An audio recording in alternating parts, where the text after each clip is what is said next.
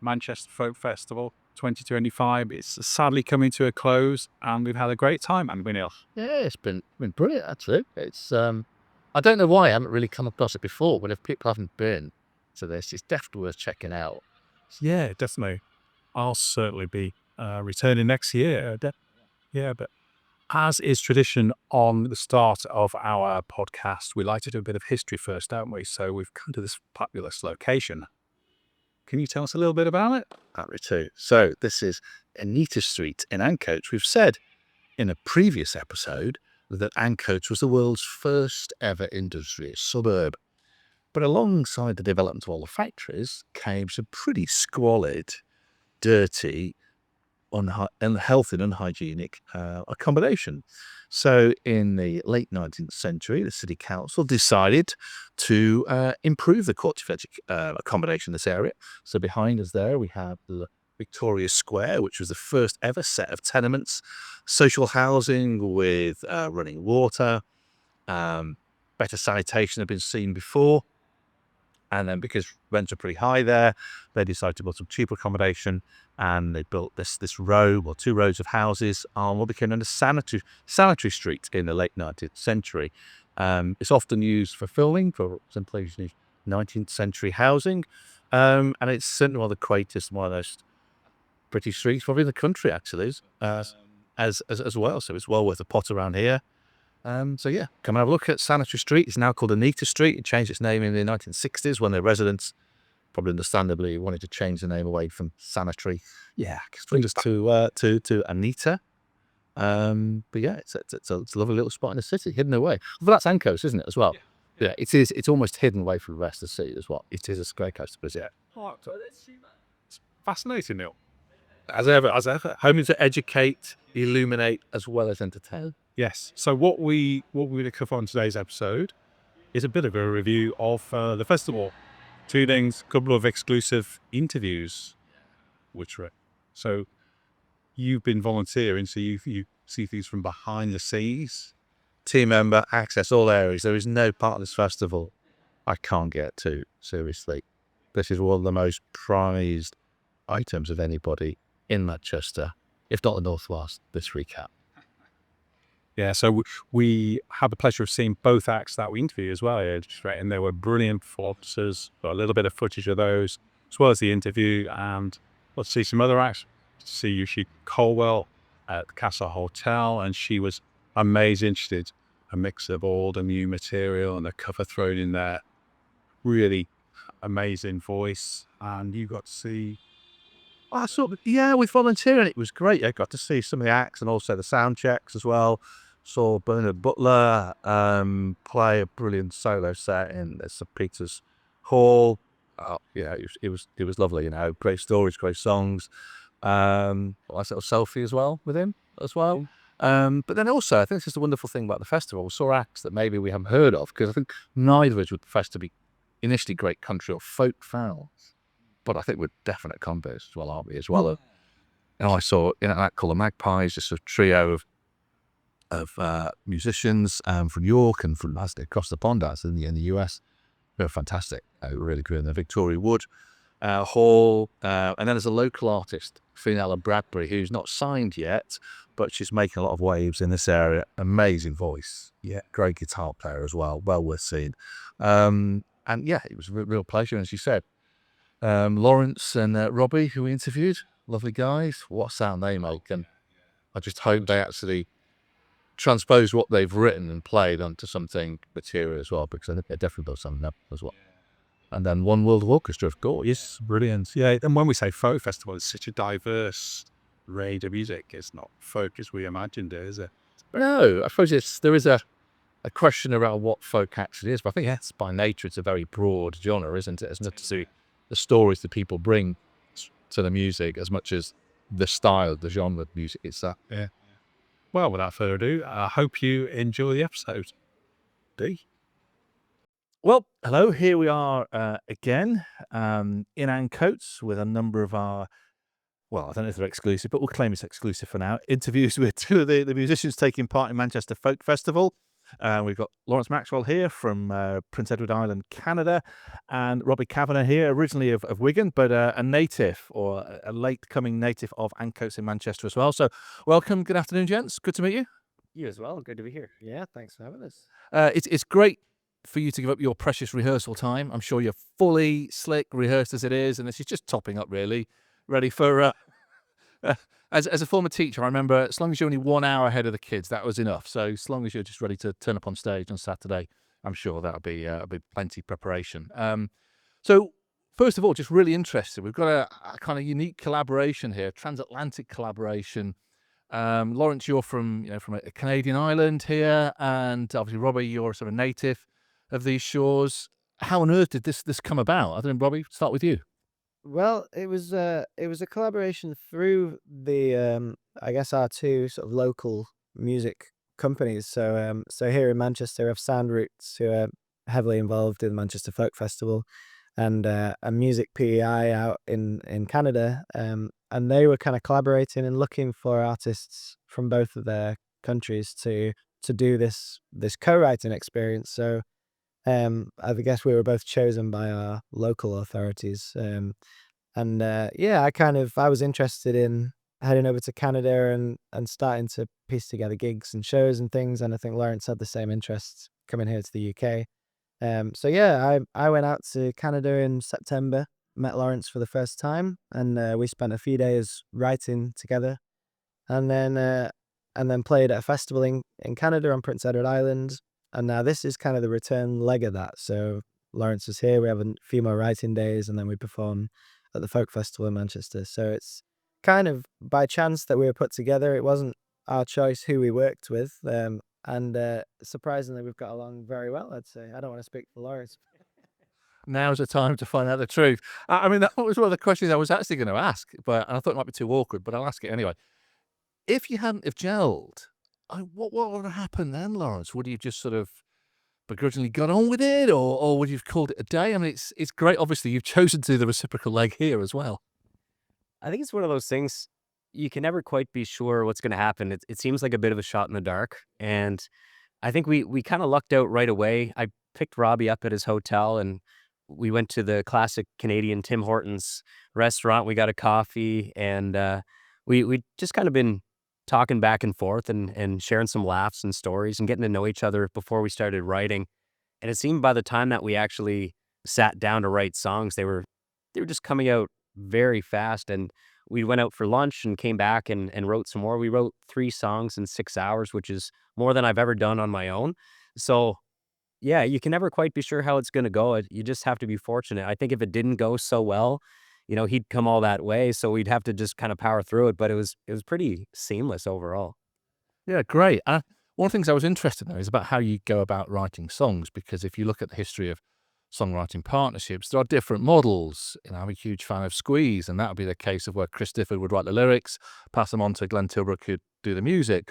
Lennon and McCartney, early part of their career, would probably spend time in Paul's dad's front room together with guitars, and it would just come organically. So just what's your songwriting process like? Is it always together? Do you do it separately? Or It's kind of a mixture, really. I guess it's because we both write a lot on our own. We both write a lot of our own music, so we're very comfortable writing separately. So I think always the trick with co-writing is remembering to vocalize all your ideas, because it's so easy to just do it all in your head and then not actually say anything until you feel ready with it. But you kind of have to say even the crap ideas that come out might trigger the other guy to go, well, not that, but I think if you said it like this, and it's like it's kind of like tennis, the way you're kind of hitting this idea back and forth until you know when you have it right. Like there's been a few times we've kind of wrestled with something, and then someone says it, and we both go, yeah, that's it, that's the thing. But yeah, I think it's interesting, and that's kind of the part of you might get along really well with someone, but you don't write well together, because it's a finesse thing that doesn't always work. But yeah, I think for us, it was very much, we had a couple of ideas. I think before we met, we kind of shared, maybe 20-second clips of an idea of a song. So on the first day, we kind of had a couple of sort of startup ideas, I guess. But then since then, we've kind of written stuff from scratch. I think it's being open to it is one thing. I think it's easy to be very precious about an idea and then not really let the other person in on that. So I feel like we've both been very good at being open to, you don't get set in an idea. If someone says, I think it should go more like this, try it and be open to it. And that's worked really well for us, I think. And even today, like there was a song that I thought was kind of finished and I came in and Lawrence was like, I think we need to change this bit. We need to add this in. And so we try it and it works really well, and that's the beauty of it. I think you have to relieve that preciousness and the ego of it because it's not, you're both serving the best song that you can. It's not about who came up with which idea or whatever. And this is the part, Lawrence, when you agree with that. Is that right? I would agree with that. I don't have much more to add. I think Robbie pretty much said it all. The only thing that I'll say is that I think, like you said, if you're in service of the song and you've kind of let any preconceived notions of what the song needs to be, and you're just following that path together, you're gonna find the treasure in the breadcrumbs along the way. But you have to be open to it. Yeah. And I was going to ask you something specifically about how collaborations work and how you think that augments what you already do. Because yes, before we start interviewing, I talked about this brilliant collaboration you did last year with Brooke McCarthy. It's a wonderful song. So it'd be good to find out a bit about how that came about, but also how collaborations force you to work differently as an artist. Yeah, so the first time I ever collaborated with somebody, I was approached by a singer who was from my home province of PEI, but he was living in Nashville. And it was during the pandemic, so he was kind of back home and looking for writers locally to write with. And during that process, I come from a very small place, so we actually discovered that we were cousins. We were related, and it was just It's like something like Macclesfield, where you small number of families all related. We probably lost all our viewers in Macclesfield there, but that's okay. well, it sounds very similar to where I'm from. Prince Edward Island is, it's notorious for being so tight knit and everyone being related, and you have to be careful who you're dating in high school and this and that. And uh, so he had reached out to me, and we started writing the song and discovered things about each other like that. And uh, it was the first time that I had experienced writing with somebody else, and I realized that down in Nashville, it's a very welcomed and practiced thing that they do. And I thought it was kind of fun, and it was the first time that I really had a chance to kind of open up myself to someone else in that moment I thought used to be just so private. Um, so then with Brooke MacArthur, I had written this song that I knew it was a duet, and Brooke is another local singer from PEI, and just I had a chance to hear her sing, and as I just thought that she had the perfect tone, delivery, voice for this particular song, and I'd kind of written it on my own, but then I'd reached out to her with a part already written. But then to get her in the studio, she kind of opened it up a little bit too. So there's collaboration that can happen even after the song is written when you get into the recording process and the fine tuning of things where those other artists can kind of take some liberties and take the song into a new place. And then together it just becomes something totally new and cool. Oh, it's interesting you talked there about the influences and working in Nashville, because with both of your sounds, I have to say, I don't know about what the sort of native sound of Prince Edward Island is necessarily, but then don't both of your sounds don't necessarily reflect the areas where you're from and live as well. And that's what's really interesting. Well, what is it that actually influences your style? Where does that come from? Is it your family? Is it just through what you've listened to, where you've visited?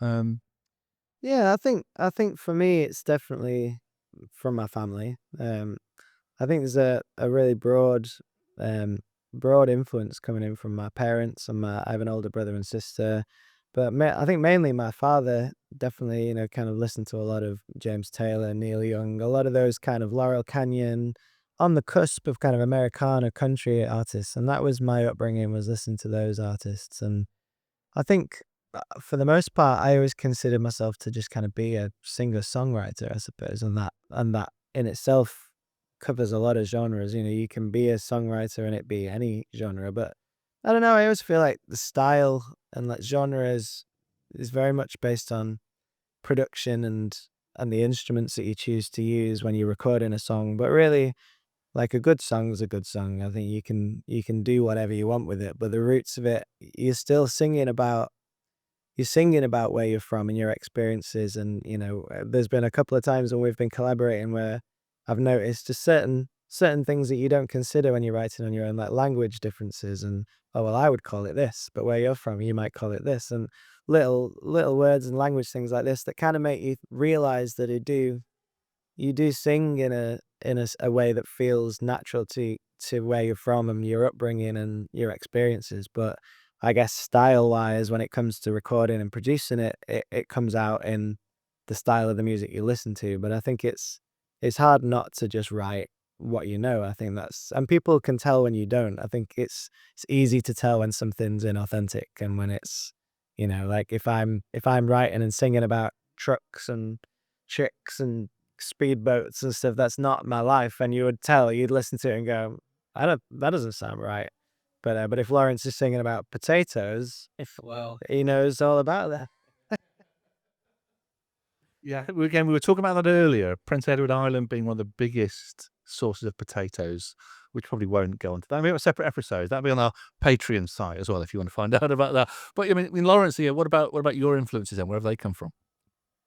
I think similarly, family has a lot to do with it. My dad used to be a DJ for a while, and growing up, we had crates and crates of cassettes, and then it would eventually turn to CDs, and just we kind of followed along as the technology changed. Our house would change with the types of music that was around.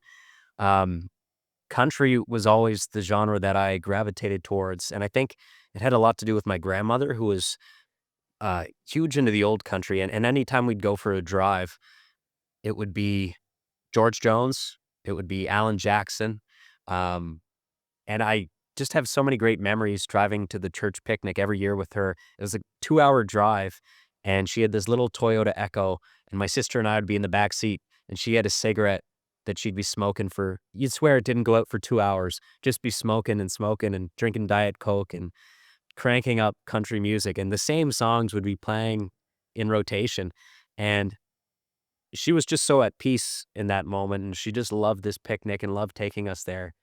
And as I kinda got older, I started to get into singing, but it wasn't really until after she had passed, so she never had a chance to really hear me, so it was kinda one of those things that I tried to sing other genres, and I appreciate many genres of music, but anytime something would come out of my mouth, it would just immediately land in this country world of where I grew up.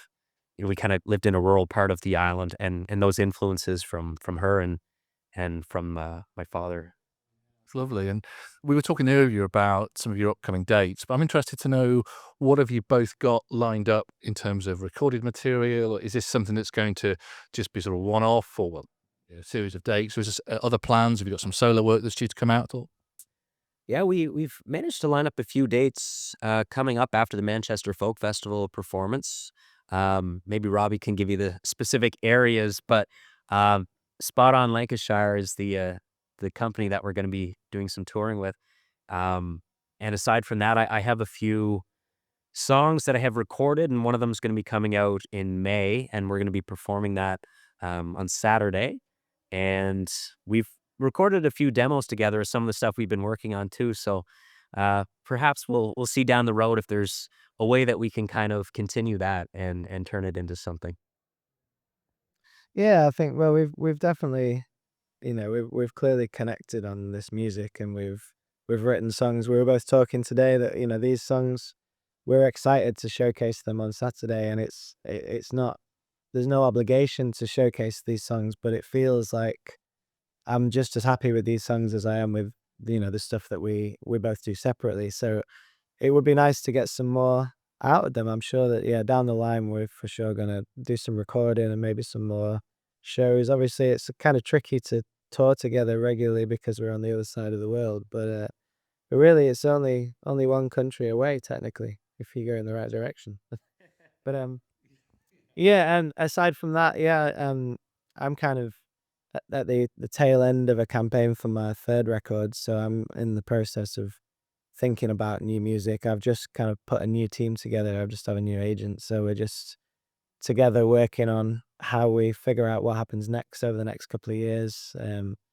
So yeah, it's quite an exciting time. I really like getting to the end. I guess by the time you release an album, it already feels like it's years old to you because you've been working on those songs for a long time. So then when you get to the tail end of promoting that album, it's always an exciting moment where you think, okay, now we're going to be looking at new material, new dates, hitting areas that we've never hit before. So it's an exciting time, I think. Yeah.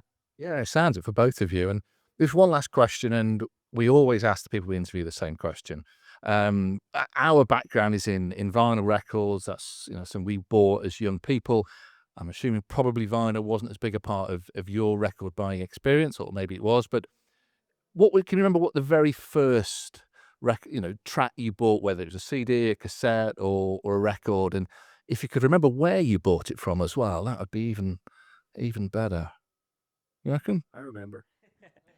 I remember my first album that I bought was a CD from Walmart, and I went with my aunt, and she treated me for a birthday present. It was Guns N' Roses' Appetite for Destruction, and it had the parental advisory on the front, and she said, "Are you sure your parents will let you listen to this?" I said, "Oh yeah, they'll let me listen to it." So she bought it for me, and I'd sit in my room, and I'd be writing out very much like this on this yellow legal pad, just writing out lyrics, and I was obsessed with just starting, pausing, rewinding, and writing out every lyric on that CD, and I spent many nights in my room alone just blaring Guns N' Roses, yeah. That was a long, long time ago. You're not doing any Guns N' Roses covers, I take it, this weekend? I wouldn't count it out just yet.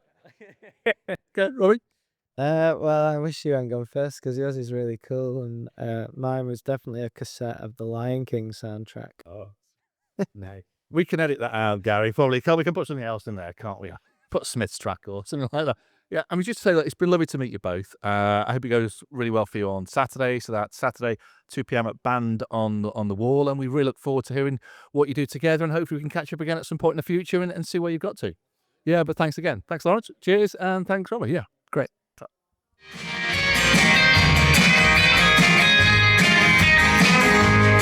He's got a mattress on the floor. He says it doesn't hurt his back. And he likes to wait it afterward. Beer sounds when it cracks. Down to his last dime, day after he gets paid. The king of the honky tonk tells you that he has it made. It's a long way to fall when you're sitting on top of the world. You got a long way to go if you think you're gonna get that cowgirl. So never have a pickle Caesar, it's a common misdemeanor if you're ever gonna treat it to the hot shot rodeo. Hot shot rodeo, where all the cowgirls go. I can flip any party I dare to attend, from laughter to total despair. I'm a bad loving man. I'm a bad loving man. I'm a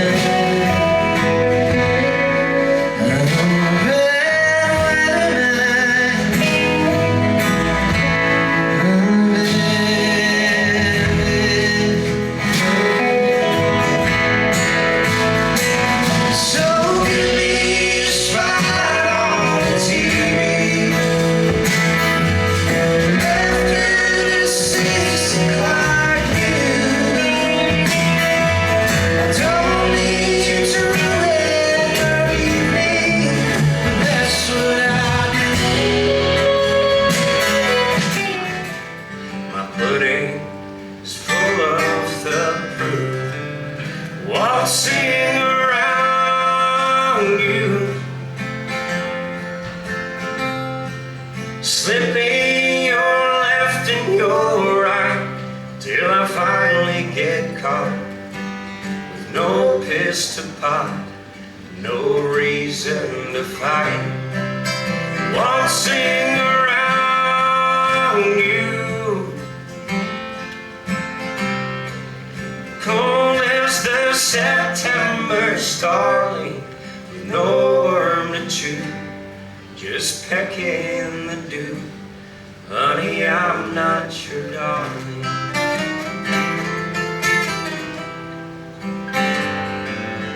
I'm not that guy, not the flexible kind. All out of reasons to bend. I'll stay in my lane, you do the same. I can still call you my friend, but on second thoughts, the friends that I got are more than enough for me. They're humble and kind, you're out of your mind. Excuse me, I think I should leave. Waltzing around you, slipping your left and your... So here we are on what I might even be able to call a balmy Manchester evening. Shirt sleeves, no jacket, no coat, no scarf, no gloves, no hat. And I'm sat outside even the beer garden at Bar Fringe. And we're here for a very, very special interview. Because one of the things we're doing as part of the Manchester Folk Festival is we are covering it in its entirety, but we're also speaking to some artists who've got some really interesting projects that they want to tell a great story about. And we've got one such artist here this evening. So I'm just going to pause for a minute and pass over to Jim. If you'd just like to introduce yourself. Yeah, sure. So my name's Jim and I'm from One World Orchestra. We've just arrived. I've come from the south, so I've got all this attire on to keep warm. But it is a warm day. Sun is out, has been out, and yeah. So happy to be here. Yeah, it's great. Lovely to see you. Have you been to Manchester before? Yes, quite a few times over the years. Yeah. So this isn't typical then for us. This weather anyway. And you've got a fascinating project as well as producing some great music. So what we want to do is to find out a bit about that. And if you could perhaps just kick off, Jim, by telling us about One World Orchestra and how it came to be. Yeah, God, it's been a long journey. I'll try and give a short version of the long story. So me and Darren, who's in the orchestra, we know each other for a long time. We're good friends, and we both work with an organization called Musicians Without Borders. So we have this experience and this interest in music, but also in the areas of how music can support communities in areas of displacement, of conflict and post-conflict. So we kind of both come from that background, but we're both musicians as well. And he actually came to me with an idea of how can we get together a professional ensemble of musicians from across the globe living in the UK and do something awesome.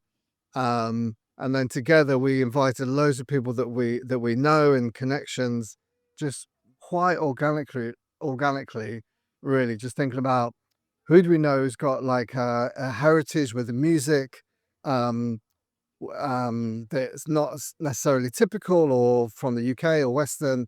And so we brought all these people together. We did lots of improvisation and experimentation. And then this orchestra grew out of that.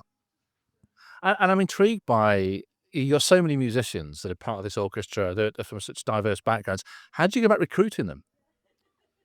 I think there's brilliant musicians everywhere, right? And UK is a very diverse place. And so there's lots of very interesting, amazing musicians. But I think what we wanted to do is bring musicians together that have an interest in the thing I mentioned previously. So we have an interest in a kind of communal element or the social element of music. So we had quite a lot of contacts anyway. So very much word of mouth and connections rather than putting adverts out. And actually we did have a few people who are really interesting musicians. But it just felt like, this is not really this is about bringing together a family. So really just word of mouth, people that we know and through connections and stuff. Yeah, and you said earlier about the story around displaced people and displaced communities. Be interested to find out a bit about that, about where that features in the music and how far have you used displaced people, for example, as part of your orchestra as well?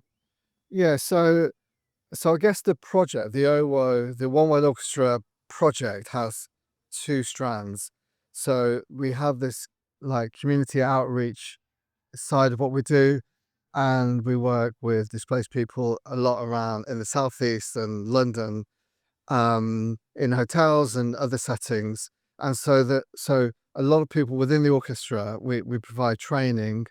And because the orchestra is in itself really diverse, then actually we've got all these musical skills and we have language skills. So we have Ukrainian speakers, Russian speakers, Arabic speakers, Spanish speakers, help me out, Vicky, Farsi speakers within the group. So actually they have all these musical skills and the language skills to be able to do this work. And what me and Darren, with our training background, we support them with the kind of the pedagogical skills to be able to actually do that work. So there's a community element of it. And now I've completely lost track of your question. Well, it's really about that question around displaced people and how far they sort of directly get involved in the music you're producing. So we do that work, and then within the orchestra, there's a significant amount of people within the orchestra that have themselves gone through that experience, so have lived experience of the UK refugee and immigration system. So they have that lived experience, and actually that doing the community work is really important because they know what these people have been through. So that already exists within the orchestra, and the diversity of the orchestra within that, people are, their families and their friends are still going through that a war experience. So there's that lived experience is already there, so that feeds into the orchestra. And then what we're trying to do, we meet within this work amazing, incredible musicians that might have instruments left in their home country, or really, as a musician, you want to be able to like engage in music, right, and have that social connection through music. So we try and do that through the orchestra, but as well provide routes back into the orchestra. So a really good example is someone called Ramin, who we met, and he was at the time an asylum seeker, and now he's got his refugee status, so he's not going to be deported. He's safe to be here. And we met this guy, and he plays like clarinet, piano, guitar, good singer, violin, santur, traditional Iranian instrument. And so he's got all these musical skills. We're like, oh my God.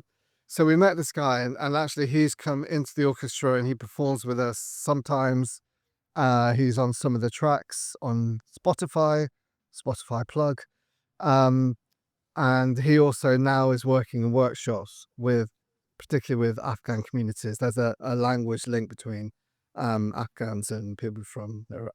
And imagine it's a great way to help them feel not quite rooted, but more part of a community in the UK than maybe they would otherwise. I know that when I previous incarnation was a headmaster, we worked really close with Ukrainian refugees and Afghan refugees, and actually by bringing them into sort of things that were happening in school and in the community, whether it's sport or music or whatever it may well be, arts and drama, they thought, actually, there's something here then actually I don't feel quite as excluded perhaps as I might do other. And that's the power of music and about the creative arts, isn't it, as well?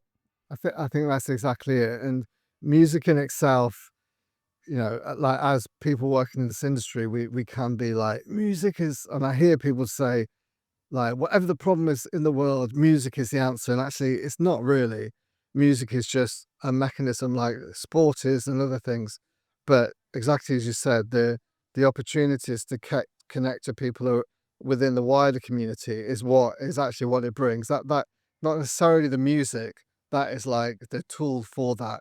So, for example, around Crawley and the Gatwick area, it's important for us to work with those displaced communities, but not just them. It's actually the local people who also see a change in their environment, see new people coming in. So it's also about bringing their experience and their needs and their worries, bringing all those communities together. I think that's what music does. It just provides that kind of safe container for that sharing to happen. That's what we're. And you've got such an eclectic range of musical styles and genres represented as a result of having people from so many different backgrounds. And if people go onto Spotify, and they should do, and listen to the sort of wonderful tracks that you've put on there already, you get a really good flavour, I think, of that diversity of style. But what intrigues me is that as a sort of a musical director or conductor or producer, how on earth do you channel all of those different musical styles and interests and instruments and genres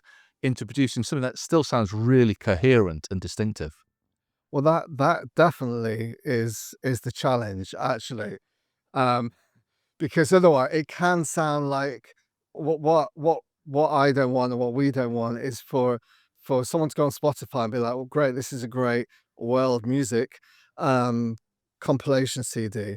So what my job is, I suppose, within that is to create some kind of narrative or some thread, some musical thing that makes sense that you hear throughout all the music. Um, so I guess that, like, whether that's successful is in the ear of the beholder. No, hold on. You know what I mean? Within the listener's kind of decision, really.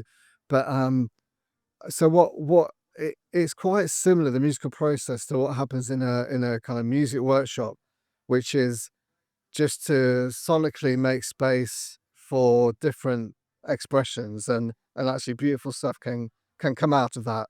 So an example might be, we have this song called Sin Frontera, and in that you have Spanish and English and Swahili, and then you have all this different percussion. Actually, people have the freedom to express themselves. So musically, something new is created, actually.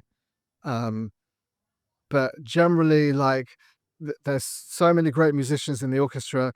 We invite everyone to bring ideas and to bring songs from their heritage, and then we go through a process. And just with the instrumentation of the group, actually, like when Jo plays the accordion, she will love this festival because she's very much from a English, British, European folk tradition.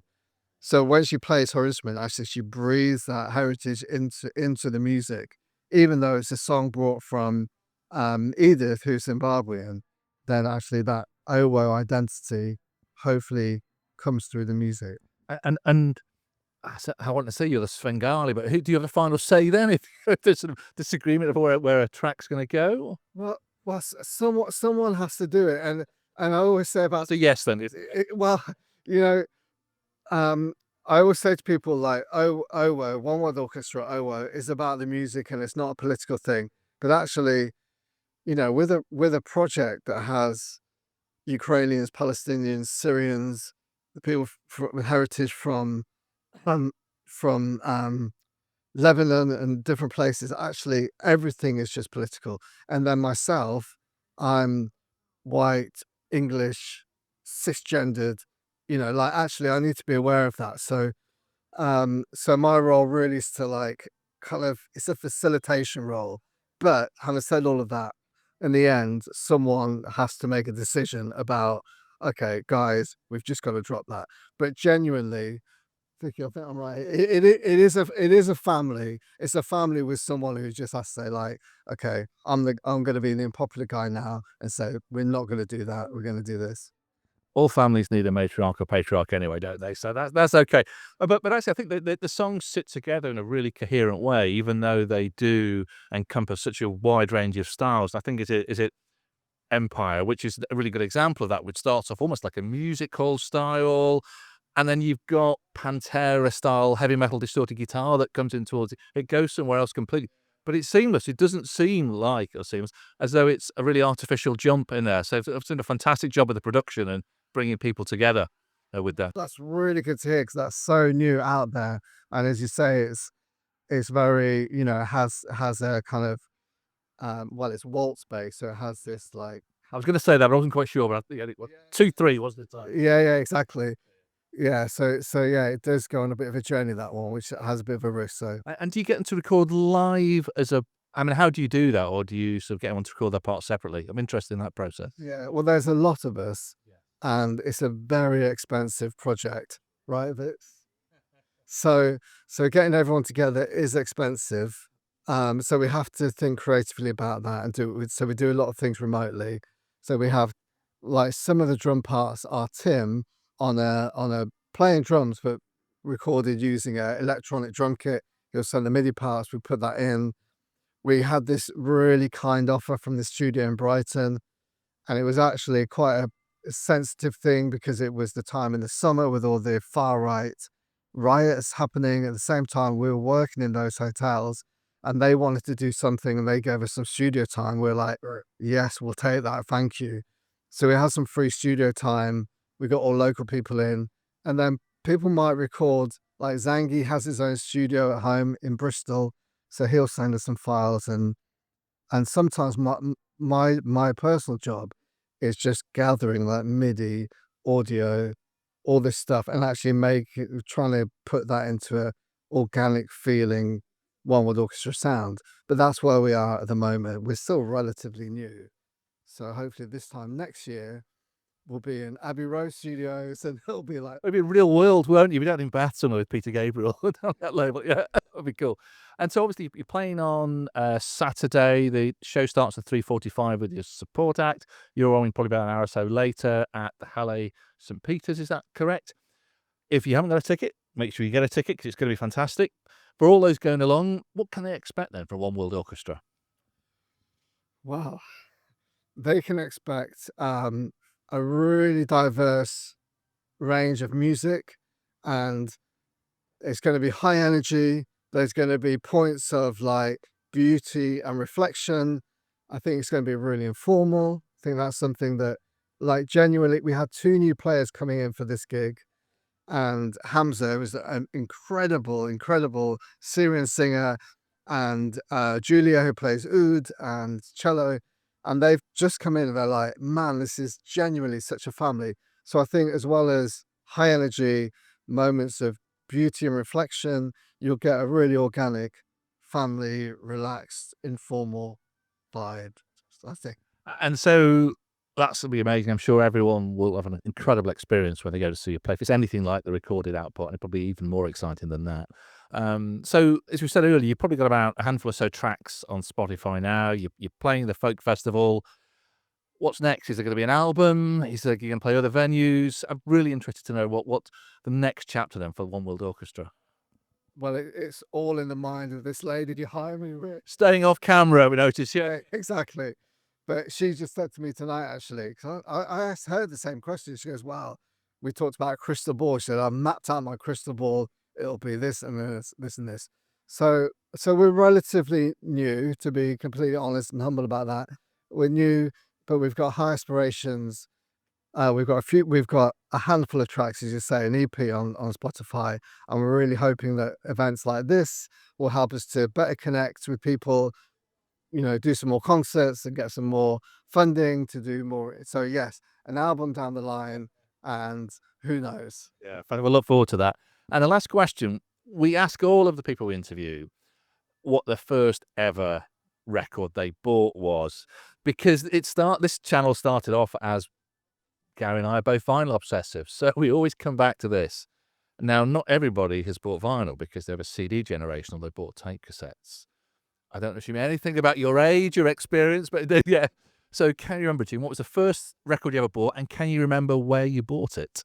I will answer that, but it's really embarrassing because I work in an orchestra with like such cool musicians, and when you ask them those questions, they have brilliant answers, and it's always like really interesting. So we did some videos recently around musical inspirations, and they're so interesting, the music that everyone listens to, and mine is the least interesting than most. So, but I'm going to be honest. Yeah, please do. I have the Tiger Survivor.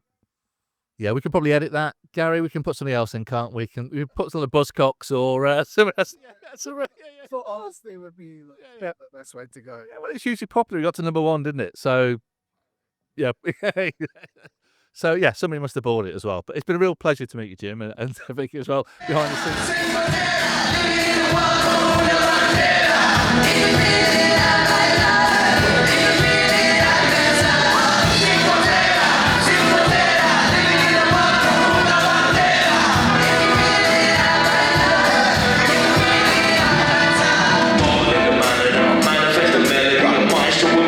Before they read my dues, make a memory, make too many friends, treat me like an enemy, we're between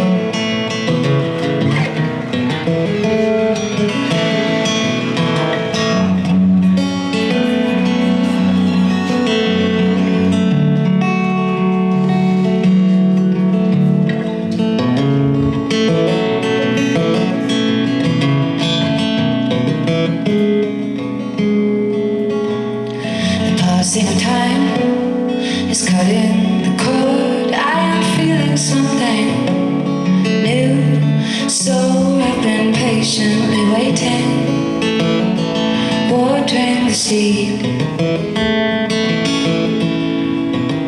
My feelings are shifting as life pushes onward. The earth is softening, slowly it's starting, and I'm digging a hole.